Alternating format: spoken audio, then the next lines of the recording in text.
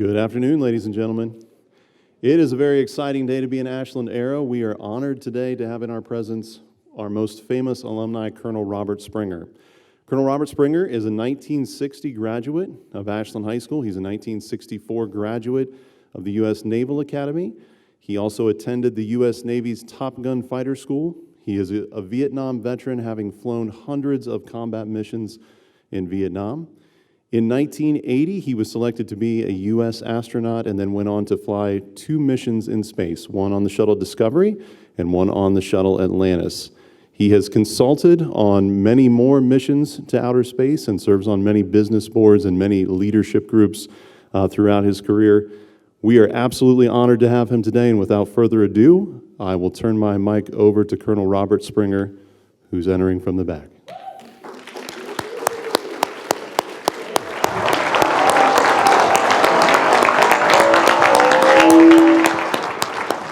Thank you very much.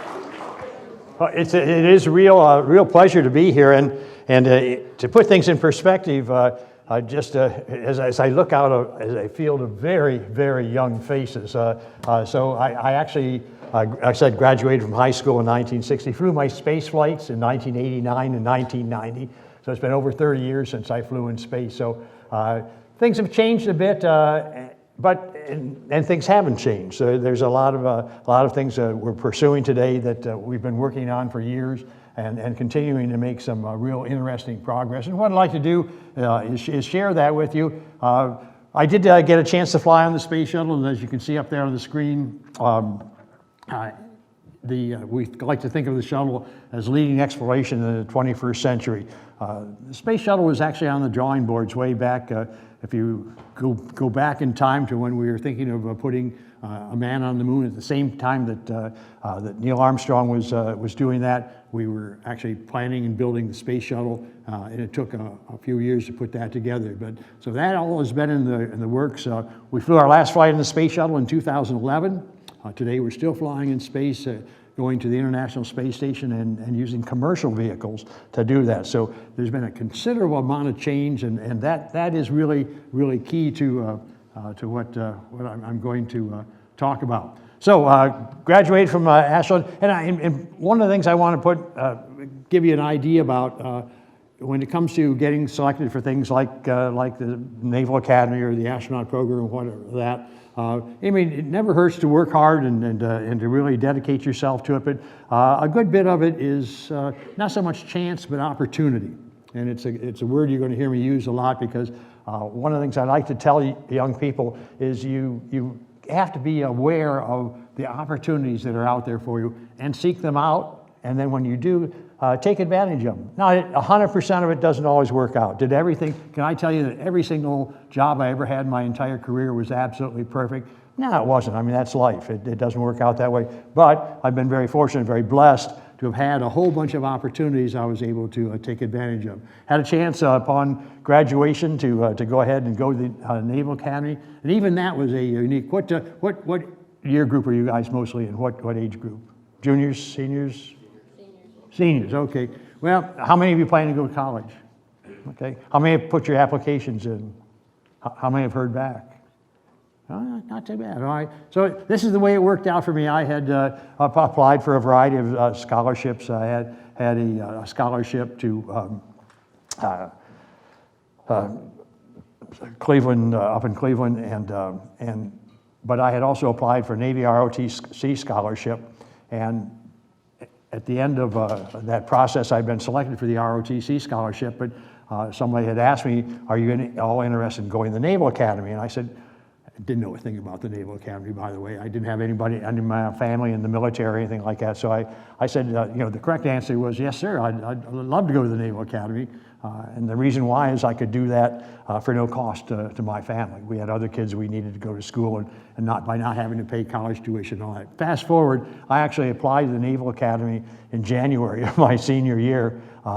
Ended up, the congressman who gives you your recommendation said he had a leading candidate who had really done really well on the exams, but if I did better than he did, he would replace him and put me in the slot for the Naval Academy class. So had to go over in February, my senior year, took the SATs over in Worcester, and came back, and as it turns out, I did score very highly. Fortunately, the guy that I displaced also got into the academy that year, but it was totally serendipity, the opportunity, given the opportunity, do you want to apply for the Naval Academy? And I just mentioned that only because, again, the whole idea of looking at opportunities and seeing the possibility of what you can do if you do that. So graduated from the Naval Academy, I took my commission in the United States Marine Corps. I joke about it, I like the uniforms better. Now actually, I really wanted to fly and get into that, so I went through flight school and flew a variety of different type of airplanes. And again, this is the opportunity, taking a little bit of a risk from time to time and doing things that are out of the norm. Ended up flying the F-4 airplane, flew a couple thousand hours in that as a test pilot.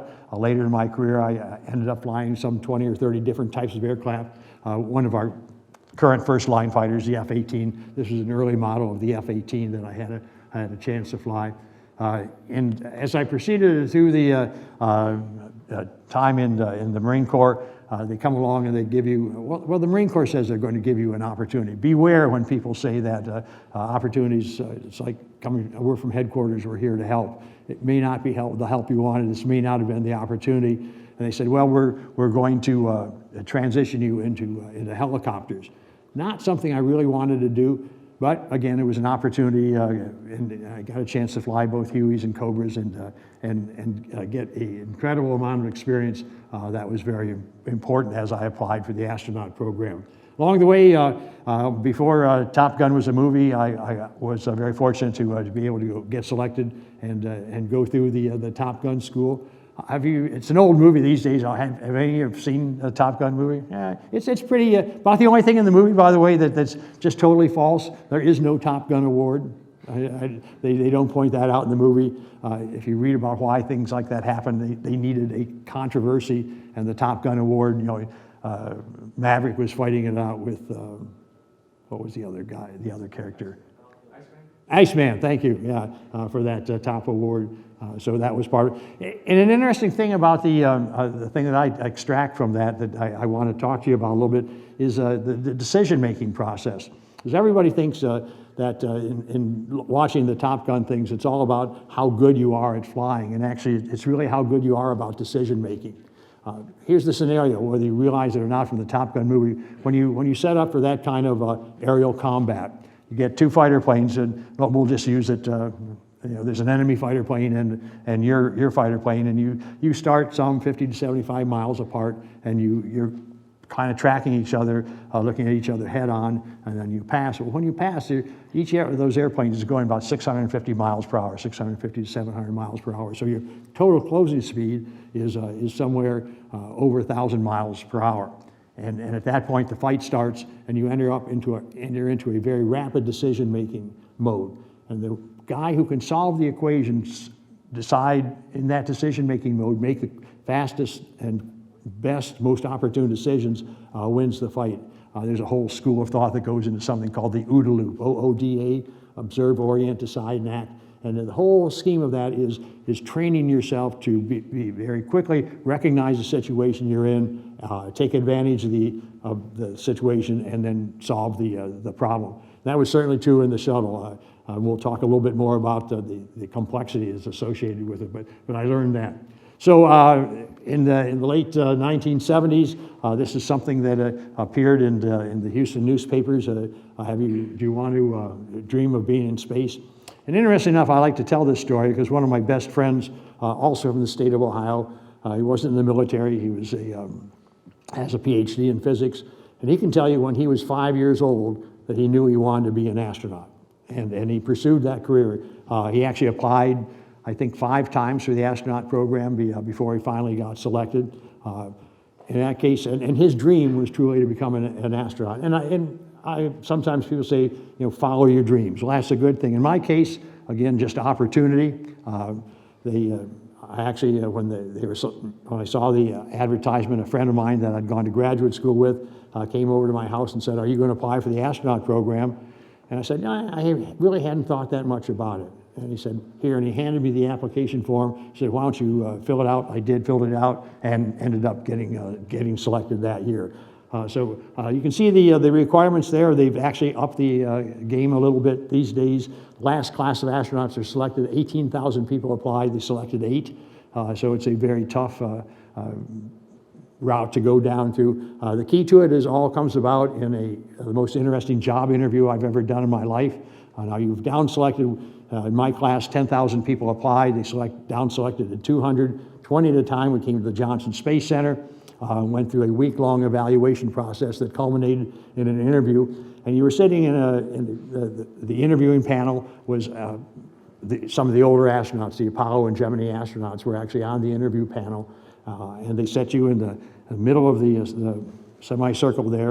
And one of these downlights was shining, and you're sitting in a straight back chair. They wanted to make you as uncomfortable as possible. And they asked you one question. Starting with high school, tell us about yourself. And what you had to do was tell this panel that was either going to select you or not select you, what you thought you had done in your career that made you worthy to be in the astronaut program. Very, very interesting, and occasionally just to try and throw you off guard, they would ask you a way out question. I can remember, this didn't happen to me, but a friend of mine, they asked him, do you play a musical instrument? Now, you got to ask yourself, what difference does it make for the astronaut program if you play a musical instrument? And the answer is none, but they were trying to throw him off guard. In this particular case, the guy that was being interviewed flubbed the question. He says, well, no, but I can learn, what instrument do you want me to play? And he fumbled it so badly that he didn't present himself as somebody who would be a decision maker in a critical environment, which is certainly true of the space shuttle. So did not get selected. Let's go back one. This is what the original design of the space shuttle, again, this was on the drawing boards when we were sending the first men to the moon. See, I call it the naive concept. Here was the premise for the space shuttle. It was going to be the world's first reusable spacecraft. It's going to launch like a rocket, fly in space like a spaceship, come back and land like a conventional airplane, and it was going to be reusable. We're going to have a fleet of 4 shuttles. Each of those is going to fly 6 times a year, 24 flights a year. Did that ever happen? No, and why not? It ended up because it was a lot more complex. Now, it's hard to find the space shuttle in there. That's scaffolding and instrumentation equipment around there.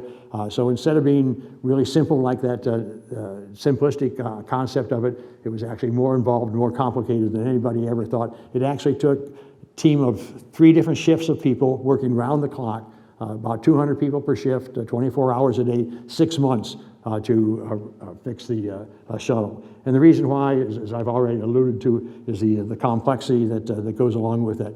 So you can see, I'd love to, if this was an engineering class, I'd probably walk you through each of those systems and tell you the importance of it. I'm not going to do that to you. It ends up being kind of boring, as a matter of fact. But just, again, looking at 3 major components to the system. The orbiter vehicle itself, that's where the pressurized cockpit where the crew operated the shuttle. The big external tank holds 550,000 gallons of liquid oxygen, liquid hydrogen. That's the fuel for the shuttle main engines. And everything about the shuttle was just such big numbers, 550,000 gallons of fuel. We run that through the engine at the rate of 1,000 gallons a second. 1,000 gallons a second. Can you picture that? I'm dumping fuel out of a tank at 1,000 gallons a second. Let me bring it a little bit closer to home. Anybody have a backyard swimming pool? If you do, the average backyard swimming pool, you realize at that flow rate, 1,000 gallons a second, we could empty a 30,000 gallon swimming pool in under a minute. So, I mean, incredible flow rate. And then the solid rocket boosters on the side of it burn solid fuel at the rate of 1,000 pounds a second. So for those of you who are interested in the science and technology and engineering of it, your mass rate of change is a couple of thousand pounds of change every single second in the 8.5 minutes it takes you to get to orbit. So incredibly complex. So we finally got all that together. This was the Space Shuttle Columbia. We lost Columbia in 2003 to an accident and her crew.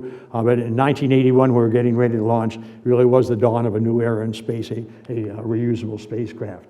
I had been in the program at that point in time. In fact, if the Challenger accident had happened in 1986, I would have flown a flight in March of 1986 aboard Discovery. when Challenger happened, we had to cancel the whole program and go back and redo it. So my crew finally got together. Flew 2 flights, once on Discovery in 1989, then 3 years later, and again in 1990 on board the Space Shuttle Atlantis. Yeah.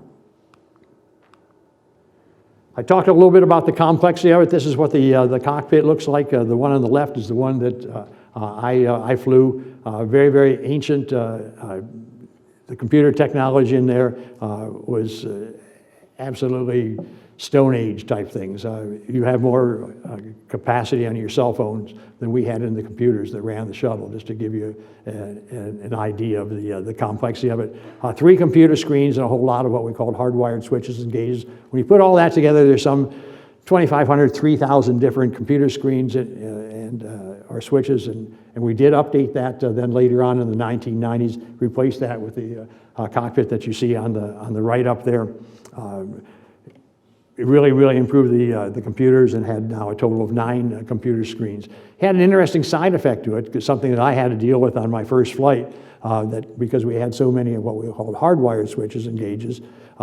During the launch complex, or during the launch sequence, we had to throw a switch that was overhead. And when you launch off the launch pad down there, you're almost instantaneously experiencing 3 times the force of gravity.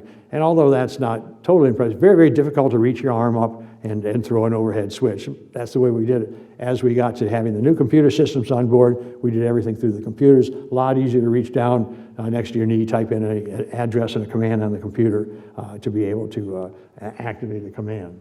Training for the flight was unique. We did some unique things on this. This is a KC-135. Anybody know what that's somewhat famously called? It's called the Vomit Comet.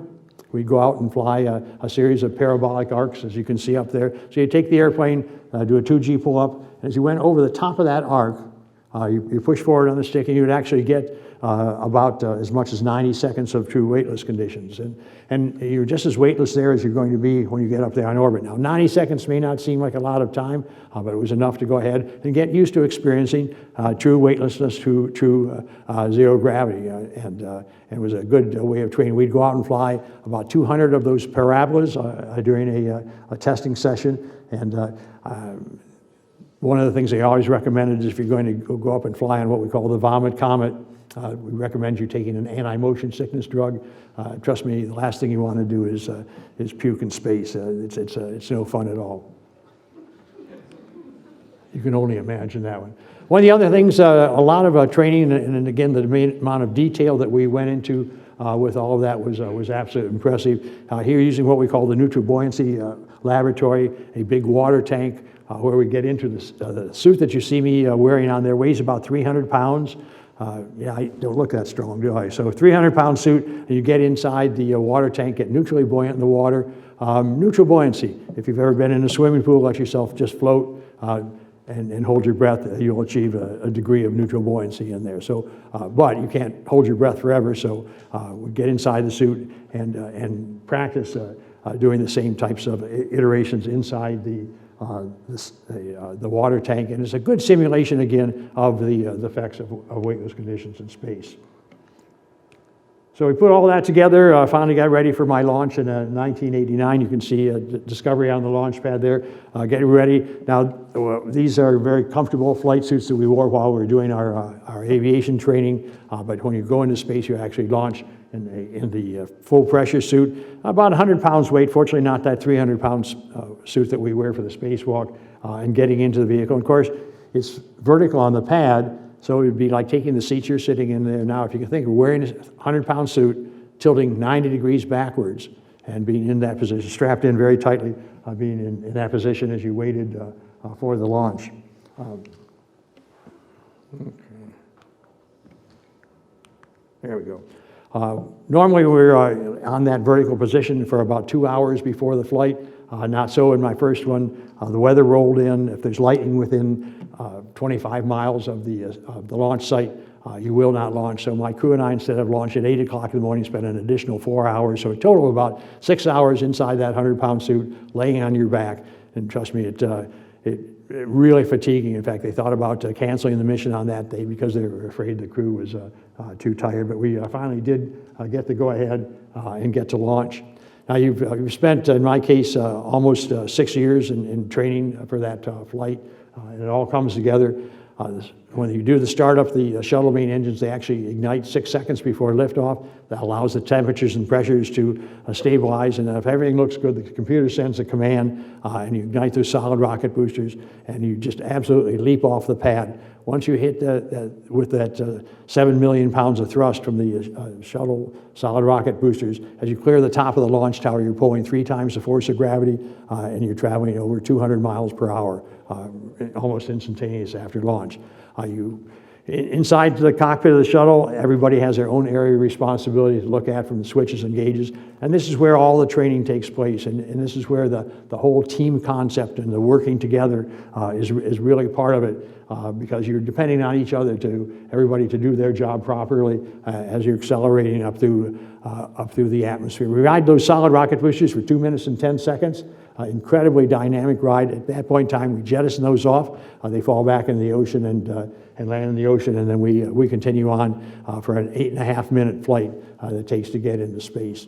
And when you get there, the engines shut down. Now you've been accelerating at 3 times the force of gravity. As soon as those engines stop accelerating, you coast. So when you're going around the Earth at every 90 minutes at 25 times the speed of sound, you're coasting around the planet, and you're putting no more energy into it. So we're going around the Earth at 25 times the speed of sound. That's 17,500 miles per hour. Now, can you, just as a quick question, anybody in your mind, can you picture 17,500 miles per hour? I mean, it's hard. I'm an engineer by education and training, so I'm used to dealing with big numbers like that. 17,500 miles per hour. Let me make it a little bit more personal. Anybody know do you know what your heart rate is? Anybody had a physical exam and you can take your own pulse and find out? Well, mine, as it turns out, my heart rate is about 60 beats a minute. So once every second, my heart beats. At 17,500 miles per hour, every time my heart beats, we travel 5 miles. Think about it, 5 miles a second. And going around the Earth every 90 minutes, incredible sights that you see out the window. Once we get on orbit, we get out of those heavy launch and entry suits, and very, very cool conditions up there, and set about doing the work that we've got. My case, deploying this big tracking data relay satellite. 200 miles up, that's what you see of the Earth in the background. You don't get to see the Earth as a basketball or a marble until you're some thousands of miles away, so very, very different. Deployed that satellite and then went about just day-to-day stuff up there. Kind of like a camp out mode. We don't cook anything on board. We do have to eat, so we can heat up food. It's all pre-packaged and pre-cooked on it. Anybody who's had a family member in the military, you might have heard them talk about something called MREs, meals ready to eat. Same type of food that we have up there. In this case, we're getting a bit creative with it. We're making some breakfast tacos. By the way, we made an extensive use. You can see those little blue patches up there. That's Velcro. And now the space program did not invent Velcro. That was actually a Swiss invention from 100 years before the space program was ever thought about. But we use it a lot in space. And you can see in the picture behind me that you've got the alligator clip attached to the wall with Velcro, and the alligator clip holds that tortilla in place. But why do we use a tortilla instead of bread? Well, it's a very low humidity environment on board the space shuttle, and if you use regular white bread, it dries out and it crumbles, and it's not very tasty. So we use the tortilla. It's a little bit moister. But here's the question for the science students in the class: what holds the food there? You've got some eggs and hot sauce and looks like some vegetables in it. What holds the food on the tortilla? Anybody? Bueller? No. I'm sorry, do we have an answer out there? Well, what holds the food on the tortilla? What's the surface tension of the fluid? As it turns out, as long as their moisture is in there, it tends to want to cling together. And we actually use that, play some interesting tricks. If you take your morning little bottle of orange juice and you squeeze orange juice out in that weightless environment up there, because of the surface tension of the fluid, it will always form a perfect sphere. and you can take your straw and just drink your morning orange juice right out of midair. Do not try that at home, by the way. But there is an experiment that you can try if you don't believe me about the surface tension of fluid thing.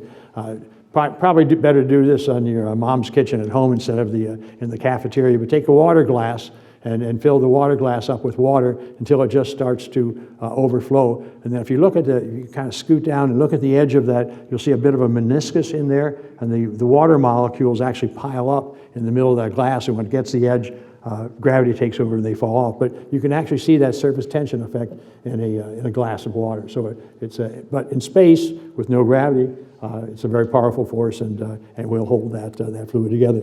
We were going to use that for some different types of science experiments. Sleeping up there is a lot of fun. Most of my crew members use what we call sleep restraints. They look a little bit like sleeping bags, just attaching yourself to the wall. Now, remember, you're floating. So it's like the world's greatest air mattress up there. Very, very comfortable. I chose not to do that. I'm kind of a type A personality, and my theory was I knew my flight was only going to be 5 days long, and I didn't want to waste any of it sleeping. So while the rest of the crew was in their sleep restraints, getting a good night's sleep, I'd float up on the flight deck, look out the window, and see the sights. And someplace along the line, I'd probably fall asleep, but I'd just fold my arms and fall asleep, and a very, very comfortable night's sleep, but tough to do at home. So spent a lot of time, as much as I could, looking out the window at the different sites. It's really neat to look out at the stars. It's a beautiful scene. Of course, you're 200 miles up. You're above the pollution here on the Earth. So you get an absolutely pristine view of the star fields and all that. But the real fun of it was looking back at this planet that we live on. And you could see some interesting things flying over the continent of South America. In 1989, we saw a smoke pall that covered about a third of the South American continent. We learned later on the reason for that smoke pall is they had been burning off the Amazon rainforest at the rate of an acre a second. And I'll tell you what, really, once you see the devastation that's taking place on the planet from our vantage point in space, you do come back as an environmentalist. You really are aware of what we're doing to mistreat this beautiful planet that we live on. And I know I personally am very, very dedicated to doing things to protect the environment. We did see some interesting sites up there. Anybody recognize where we are? State of Florida, yeah. And a beautiful night shot. You can see the highlighted areas there. Miami Beach on the East Coast. I currently live up in Jacksonville, West Coast, Tampa, and the southern cities. How about this one? Yeah, very good. Good geography, people. Baja, California. This one's pretty easy. Italy, yeah, you can really see the view at night of these cities. You can really see where the population centers are. You can see about halfway up the west coast there. You can see the lights of Rome, and then just north of that, the additional big cities. How about this one? This is the last quiz question. Egypt, yeah, the Nile River. And again, you can see where the population density clusters around the river itself. This is the Bahamas, a beautiful site. This one combines a little bit of the limb of the Earth with the sun just setting, with the star field in the background. My favorite picture, and it's not just because I took it, but this was really interesting. So what you're seeing there is use the limb of the Earth to bisect the setting sun. That color spectrum that you see there, that is the sunlight reflecting off the atmosphere. So what looks like about a foot up there on the screen, that's actually the 400,000 feet of sensible atmosphere that's out there.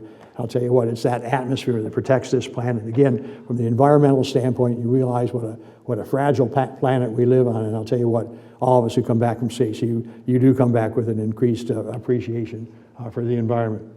We do use that atmosphere in a unique way. We're traveling around the Earth every 90 minutes, 45 minutes of daylight, 45 minutes of darkness. So you see a sunrise and sunset every single time you orbit the planet. When we're going to deorbit, we have to slow down, and we do a retrograde bird that starts our descent back in the atmosphere. As we start to hit that 400,000 feet of atmosphere, those air molecules impinging on the vehicle slow you down. But the friction from those air molecules hitting the vehicle also heats up the plasma around the outside, surface temperatures of some 2,400 to 3,600 degrees Fahrenheit. So that representation that you see on the screen is what you're looking at. It's awesome to look out and see your wings glowing orange from the heat of reentry. Landed at the Kennedy Space Center for that first flight and went on to fly second flight. As far as the future and what it holds, NASA's continuing to explore space. We have the International Space Station that's up there. I never got a chance to fly the International Space Station, but I actually went to work for the Boeing company. I was the program manager on it, so I helped to design and build the space station. Today, NASA's building the Space Launch System. It's part of a complex series of vehicles that will hopefully take us beyond low Earth orbit and onto the moon in future.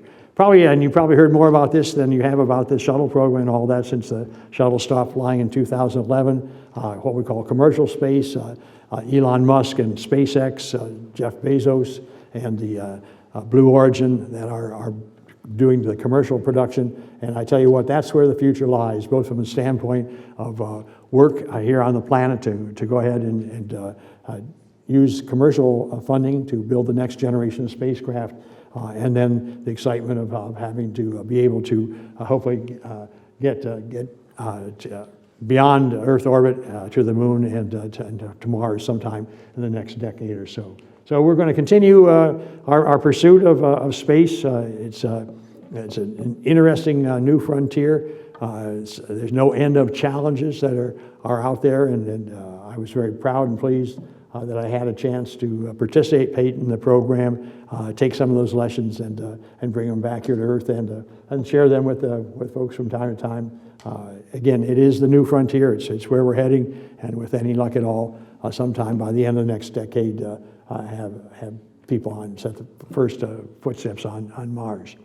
So with that, I think if we have time left, and I think we do, I'd be happy to answer any questions you may have about the program. Hopefully I've stimulated your imagination just a bit. And part of the story is, again, I hate to tell you how many years ago, so I graduated in 1960, so I was in those seats and not thinking all about the space program, and here had a chance to fly twice and get a chance to do some really exciting things. So any questions at all? Go ahead. Be bold. How did it feel coming back into the hitting gravity? Yeah, that's a great question. Actually, it's very benign. Now, the launch, as I tried to explain, the acceleration of 3 times the force of gravity it's fatiguing. You're glad at the end of the 8.5 minutes when you stop accelerating. Coming back, it's actually a very gentle descent. Probably the worst part of it is as you get down to the denser part of the Earth's atmosphere, it feels like you're driving a truck down the railroad tracks. It's a little bumpy as the air comes up, but it's actually not quite as hazardous as the launch part of it. With the launch systems, everything, you got thousands of different components that have to be operating perfectly. When you're coming back in, there's less complexity to the mission. Great question. Go ahead. When you're up in space, what's the weirdest thing about Earth? The weirdest thing about Earth, well, I joke about that, a hot shower and a cold beer, but there's more to it than that. And particularly, in 5 days, you didn't have much of a sense of that. But for the people that are up there, we've had astronauts and cosmonauts that have been up there for a year at a time. You miss some of the just even association with family and friends and things like that. That's probably the biggest thing that people talk about. It's thrilling to be there, but you miss a lot of the kind of daily comforts and all that. There was another question here. Yes, sir. Hey, good question. Was I deterred by Challenger? No, and thank you for asking that. Very personal for me. The pilot of Challenger was my best personal friend in the program. And if Challenger had not happened, my first flight would have been in March of 1986. And of course, we lost Challenger and the crew in January of '86. It was a terrible setback for me personally and for the program overall. But no, there wasn't a single person that left the program. In fact, it actually had the opposite effect. It's like we made a mistake, actually made lots of mistakes, and that was the one that happened to bite us on that particular mission. I was involved in the engineering redesign of shuttle after the Challenge accident. We made over 200 major changes in it, and what had really gone wrong, we had focused on, and this is maybe hopefully not too far off topic for this audience, but when you're building whether automobiles or space shuttles or whatever, a lot of times you'll make critical decisions in the design process. And the typical thing is, well, we need to get it faster and we need to get it cheaper. And that's what happened in the early design phases of the shuttle. We went too fast and too cheap, and it resulted in the loss of human life. And my mantra from that is, when you're dealing with human life, you can't be subject to the standard constraints of cost and schedule. You still have to be aware of that. So, but from a personal standpoint and from the family standpoint, again, very close to Mike Smith's family, the absolute total resolve of everybody involved with the program that single setback would not stop our progression into space, and we would persevere and get there. Anything else? Yes, sir. What were some of the things that you did when you were our age that helped you accomplish the things that you did? Oh, good question. I really took on any single challenge that I could. I like to do things that were a bit out of the norm, and when we were doing experiments in chemistry class or something like that, I would take the most difficult approach and try and, although I didn't think of it in this context, but what I was developing is a set of learning skills to actually be able to learn and adapt very quickly. And so I would always, and I was, taking too many courses and perhaps getting a little deep into some of that, but looking for unique and different types of challenges that would help me later on. I wish I'd had the opportunity. So many of my friends in the astronaut program were actually getting their private pilot's license. Didn't have that opportunity here, but I would have certainly pursued that if that had been an opportunity. So just always look for the unique kind of things that you could do that would expand your horizon on what you could learn and prepare you for the next step. Always kind of looking towards that next step. What am I going to do in college, beyond college? What am I going to do in a professional career? That's a great question. Thank you. Anything else? Yes, sir. You said you worked at Boeing. What years did you work at Boeing? I worked at Boeing from 1991 through 2007. Okay, so you were there in the midst of the McDonnell-Douglas purchase. Yes. Okay. No, that's is that leading any place? I'm fascinated by yeah. So yeah. You made mention of anything with costs, corner cutting, that deals with human life, and I'm a massive aircraft nerd, and the 737 MAX is something I've been heavily researching recently. Yeah, actually, I follow that very closely. That's an interesting question.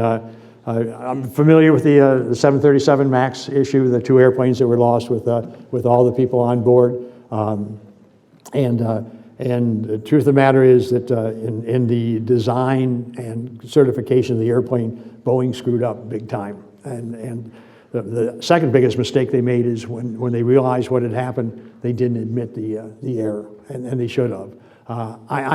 I personally have a hard time because I was chief engineer for the military airplane program. I was director of quality for the military airplane program out of St. Louis. And I can't imagine a mindset that would have allowed that to proceed.